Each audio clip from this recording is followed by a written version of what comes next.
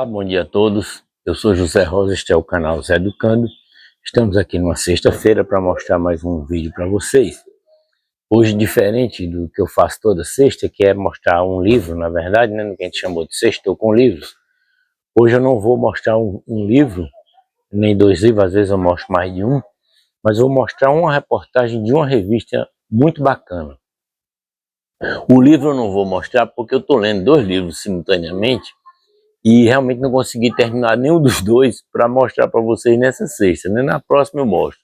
Eu devo terminar um deles. Dois livros muito bons, né? Não vou adiantar aqui para não perder a graça, mas são livros muito bons. Eu vou comentar na próxima sexta-feira um deles.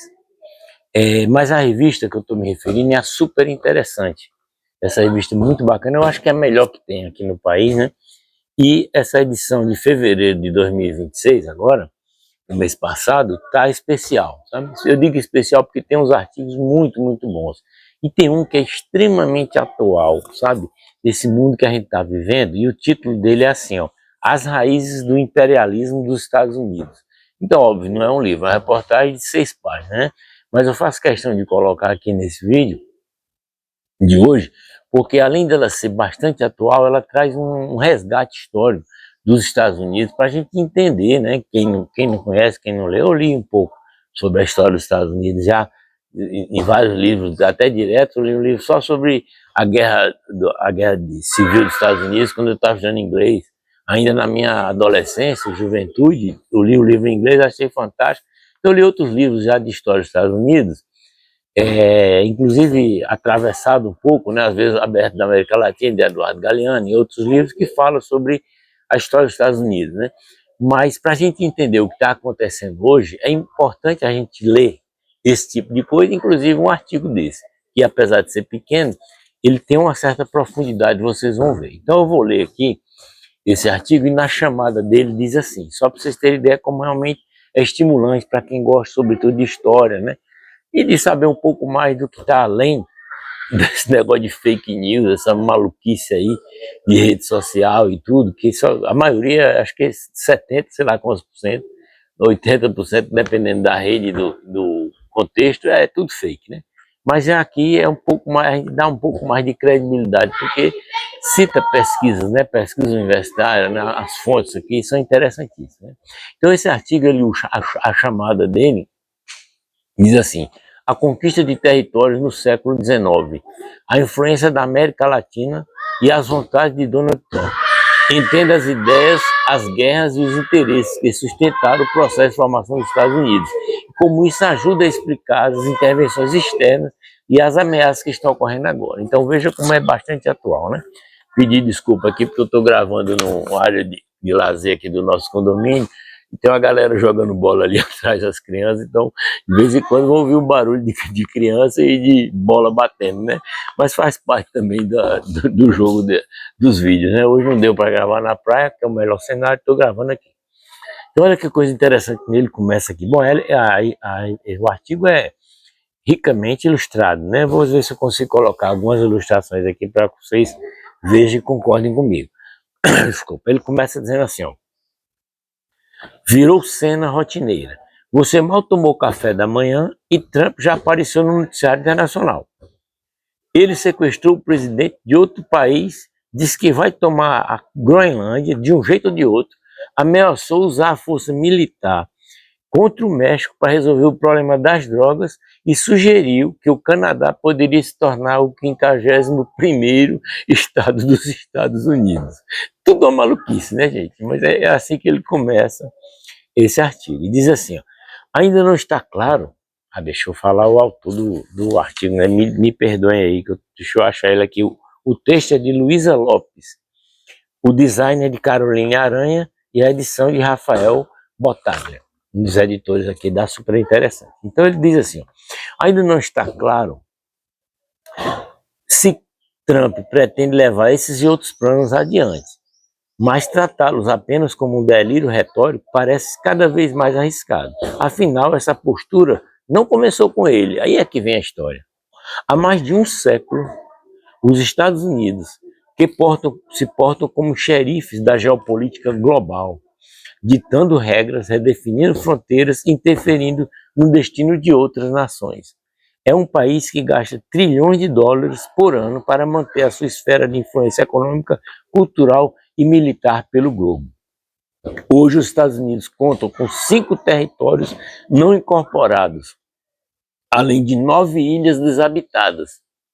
O seu exército, olha que dados interessantes, tem em torno de 750 bases espalhadas pelo mundo afora, em aproximadamente 80 países. 90% do total das bases militares internacionais são dos Estados Unidos.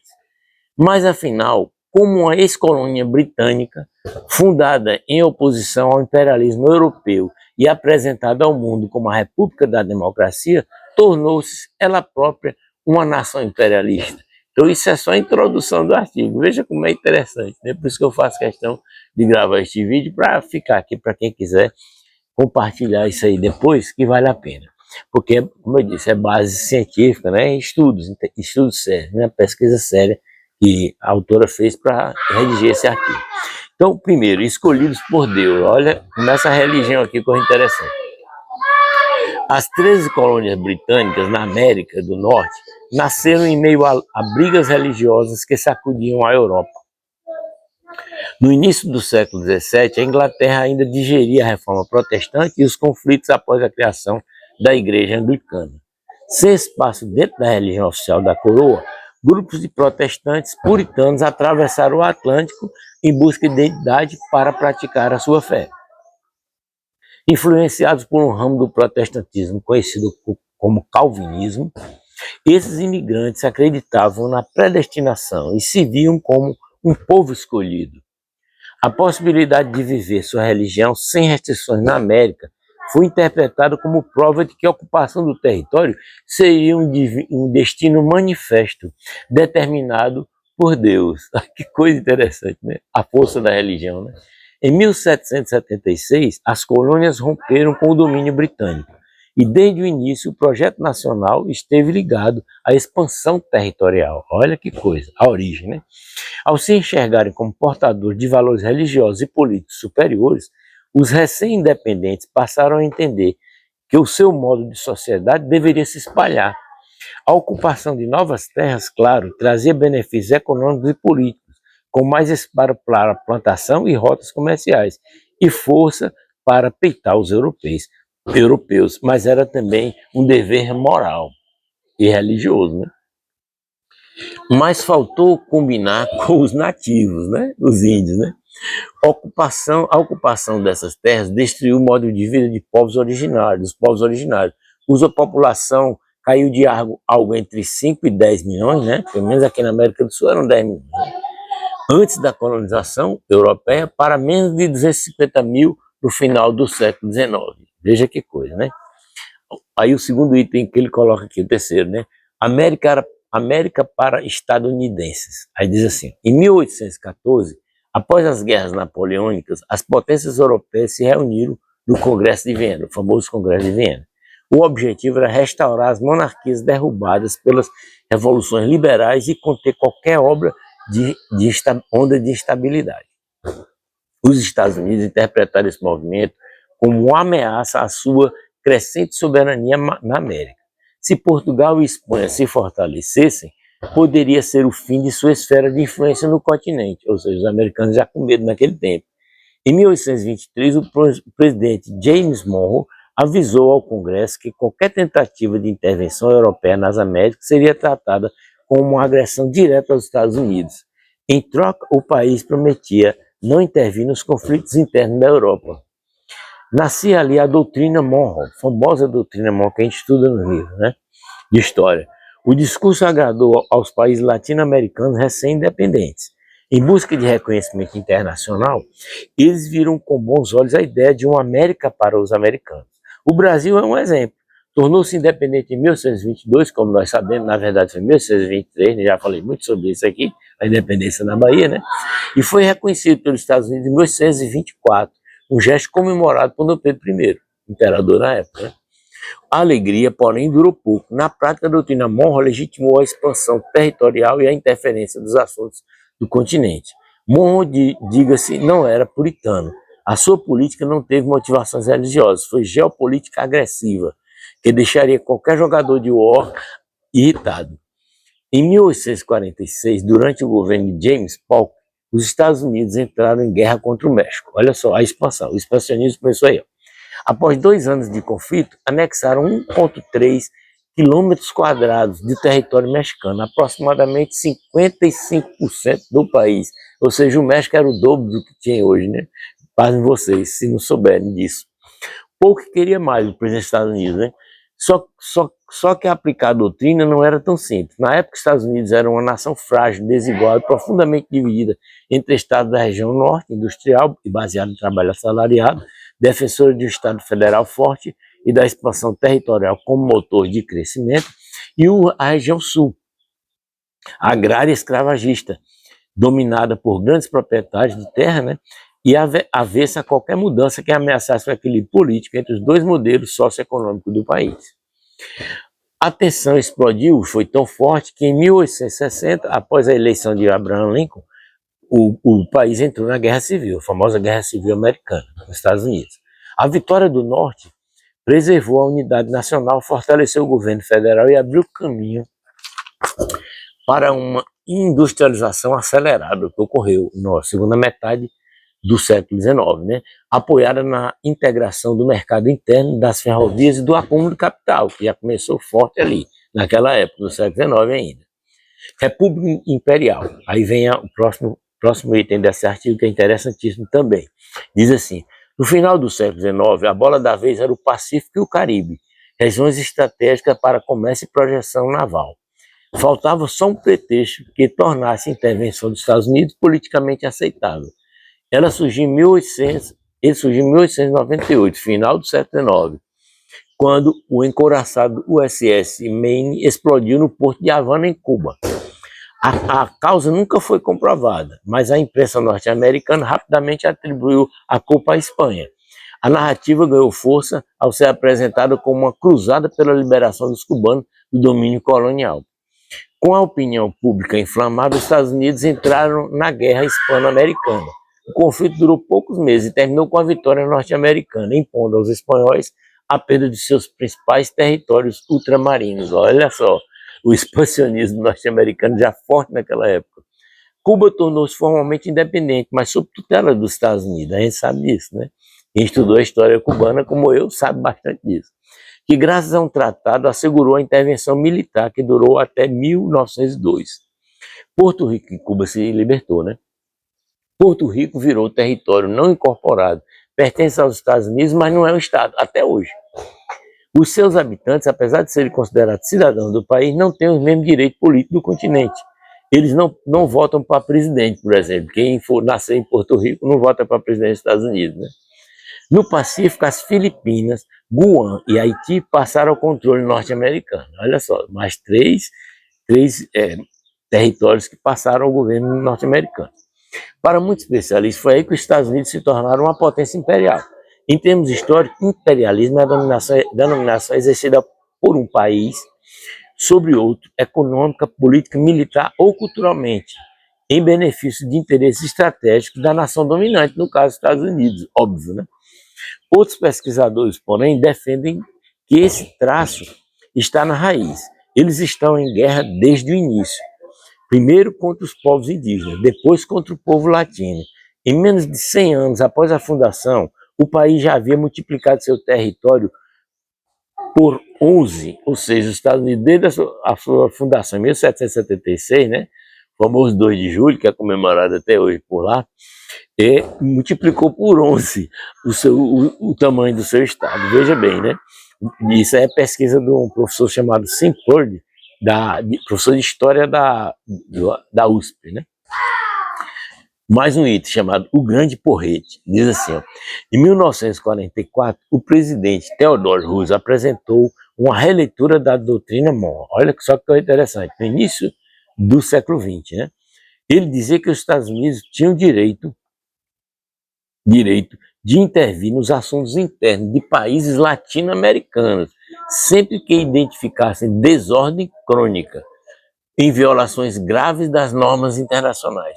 Na prática, criava uma base política para intervenção no continente. Foi isso que aconteceu em vários países, inclusive aqui no Brasil. Tudo que esse país deseja é ver os países vizinhos estáveis, ordeiros e prósperos, disse o Roosevelt ao Congresso, a política, né, do Roosevelt. Mas o afrouxamento geral dos laços da sociedade civil poderia obrigar os Estados Unidos, ainda com relutância, a atuar como polícia internacional. Tudo isso aí entre aspas, né? O Roosevelt falando ao Congresso dos Estados Unidos. A lógica ficou resumida na célebre frase: falar suavemente, mas carregar um grande porrete. Né? Era isso a política internacional dos Estados Unidos naquela época, começo do século passado. As décadas seguintes foram conhecidas como a Guerra das Bananas. Em 1913 e 1921, o presidente Woodrow Wilson autorizou intervenções em ao menos 7 países, incluindo Nicarágua, República Dominicana, Haiti, Cuba, Panamá, México e Honduras. Tudo para assegurar a exploração de empresas agrícolas dos Estados Unidos. Ou seja, o que está sempre por trás de tudo esse expansionismo imperialista é a questão econômica, gente. Óbvio, né? Mais um item interessantíssimo que ele coloca aqui: bons amigos, o título, bons amigos. Com o colapso da Bolsa de Nova York de 1929, o país enfrentou a grave crise econômica. As vacas magras levaram o governo de Frank Roosevelt a lançar a política da boa vizinhança, tudo isso entre aspas, né? Que definiu uma postura menos agressiva. Não havia recurso nem vontade política para ficar invadindo outros países, conta esse historiador da PUC e da USP, o Purdy, né? A atuação regional passou a apostar menos no porrete e mais na diplomacia. Acordos logísticos de soft power, influência cultural, né? O maior símbolo dessa época talvez seja a turnê. Olha que coisa interessante, eu não lembrava disso, talvez você não lembre. Foi a turnê de 1941 que o Walt Disney e os seus funcionários e seu estúdio fizeram na América do Sul. Patrocinado pelos Estados Unidos, a viagem foi uma cena em busca de aliados antinazistas, né? Foi nessa época que o Brasil ganhou o personagem Zé Carioca. Foi nessa época que o Walt Disney esteve aqui no Brasil, né? Por essa suposta campanha antinazista, né? Enquanto a Europa estava em frangalhos, os Estados Unidos saíram fortalecidos da Segunda Guerra. Território intacto, indústria acelerada pela produção bélica e reservas financeiras sem precedentes. Esse domínio, porém, encontrou resistência com a União Soviética. Era o início, a antiga União Soviética, né? Era o início da Guerra Fria. Próximo item, também bacana: o fantasma do comunismo, olha só. A gente vê até hoje isso, né? A partir daí, intervenções externas passaram a ser justificadas como parte de um esforço global para conter a expansão socialista, mesmo em países sem ligação direta com a União Soviética. Ele estava nem aí, né? Os Estados Unidos. Em 1947 foi criada a CIA, que se tornaria um dos principais instrumentos dessa estratégia. A agência passou a atuar em operações encobertas para influenciar eleições nos países, né? Desestabilizar governos, apoiar golpes de Estado e sustentar regimes aliados por meio de propaganda, sabotagem, financiamento e suporte a forças locais. Vimos isso bastante, inclusive no Brasil. Na Ásia, os Estados Unidos se envolveram nas guerras da Coreia e do Vietnã, óbvio, né?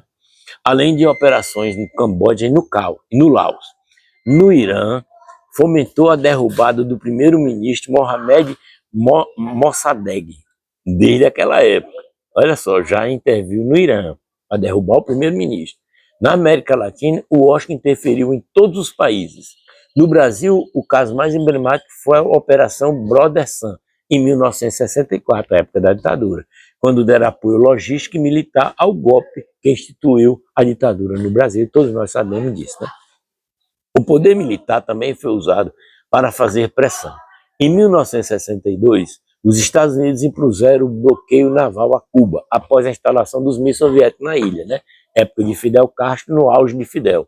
A crise dos mísseis levou o mundo ao auge da tensão nuclear. Se não fosse algumas atitudes na época, eu não estava nem falando com você, nem você me ouvindo, porque o mundo já tinha se acabado há muito tempo. Naquela época, em 1962, já dava para devastar o mundo algumas vezes, com as armas que tinha na época, quanto mais hoje, né? Muito bem. A partir de 1975, ditaduras sul-americanas passaram a atuar de forma coordenada na repressão a opositores, no que ficou conhecido como Operação Condor, inclusive aqui no Brasil. Vocês sabem disso, né?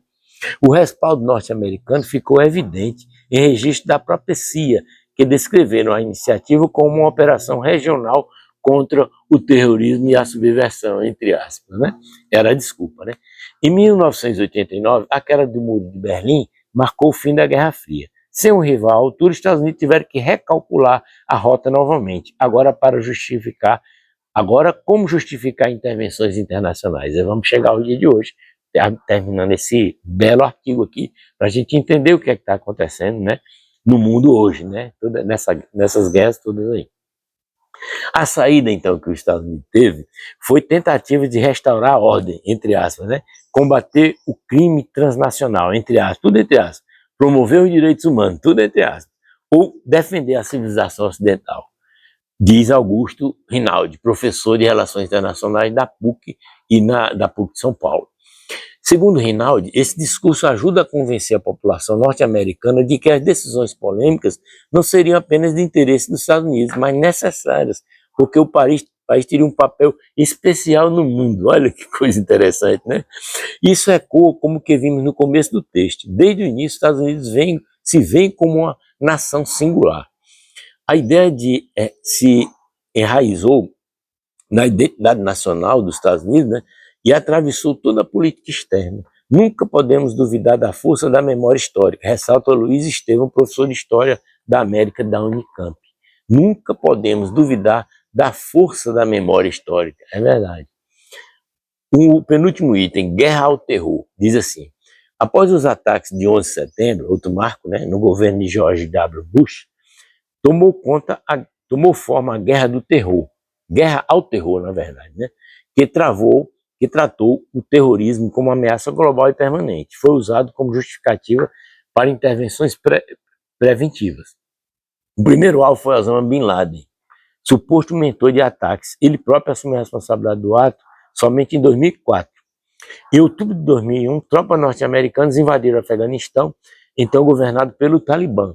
O regime caiu e 10 anos depois Bin Laden foi morto no ataque norte-americano. Em 2021, os Estados Unidos deixaram o país e o Talibã voltou ao poder no Afeganistão. Olha que negócio doido, né?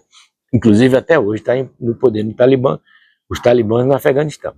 Em 2003, Washington liderou a invasão ao Iraque, sob a alegação de que Saddam Hussein possuía armas de destruição em massa e vínculos com o terrorismo, acusações nunca comprovadas. À época, a Casa Branca defendeu o direito à autodefesa antecipada. Que teoria de direito internacional é esse, gente? Que coisa louca.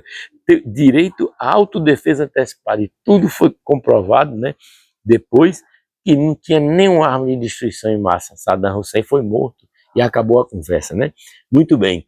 Os Estados Unidos também realizaram ataques com drones no Iêmen, interviram na Líbia, intensificaram operações na Somália e libertaram, a partir de 2014, lideraram uma coalizão contra o Estado Islâmico na Síria. Isso tudo agora mais recente, né? Apesar de ter sido premiado como o Nobel da Paz, que para mim foi um absurdo, independente da cor dele, não tem nada a ver a cor com o Nobel da Paz, né? O presidente Barack Obama, que governou os Estados Unidos de 2009 a 2017, tornou-se o primeiro presidente a passar todos os dias do mandato com o país em guerra. Que absurdo, né? O primeiro negro presidente dos Estados Unidos, Barack Obama, não teve um dia do seu governo que os Estados Unidos não tivessem em guerra com alguém. Maluquice, né? A coisa não é Trump só, a coisa é antiga, é isso que eu estou fazendo esse comentário aqui. Então, prosseguindo.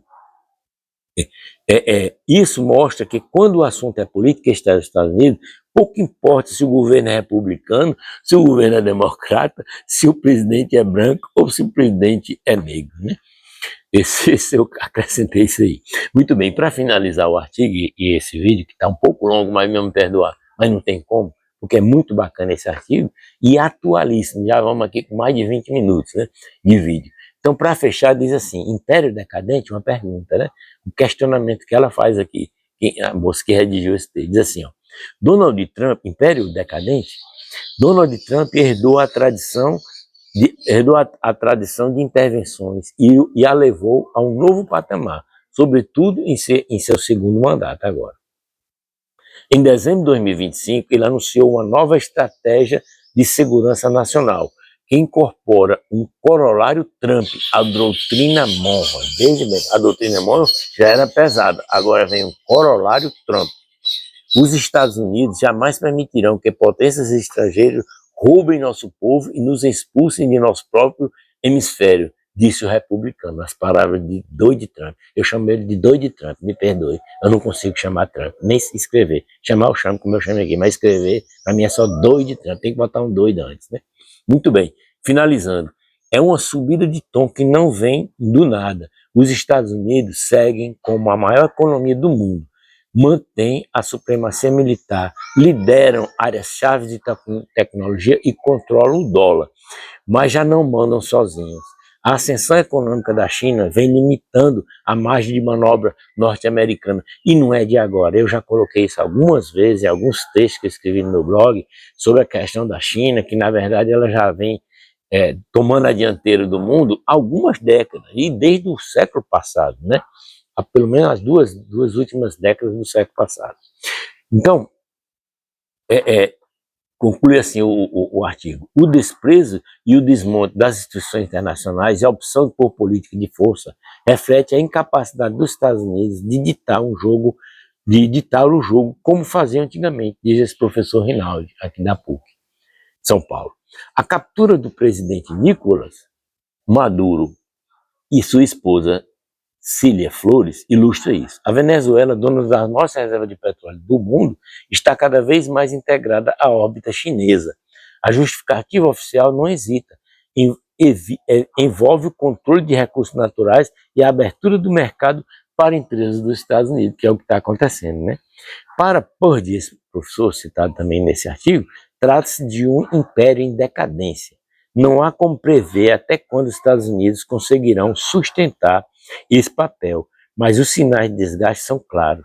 Resta acompanhar até onde conseguirão ir e até onde vão encontrar resistência. Terminado então esse artigo, eu achei muito bacana, fiz questão de colocar aqui, vamos me perdoando, esse vídeo deu quase meia hora, não é comum nesse meu canal, normalmente eu comento livros de 5, 10 minutos, às vezes 15, no máximo 20 minutos, mas hoje eu fiz questão de ler esse artigo, que eu achei atualíssimo. Então, em vez de a gente ficar vendo muitas e muitas porcarias que vê aí na rede, que a gente não sabe nem a origem, pelo menos esse vocês sabem a origem, está revista super interessante, e está assinado, o artigo assinado por 3 pesquisadores, né? Muito bem, obrigado por terem vindo, ter a paciência de vir até aqui, um forte abraço, por favor curtam o vídeo, comente o que desejarem, coloque o sininho para receber as notificações e se inscreva no canal, se não tiver inscrito ainda.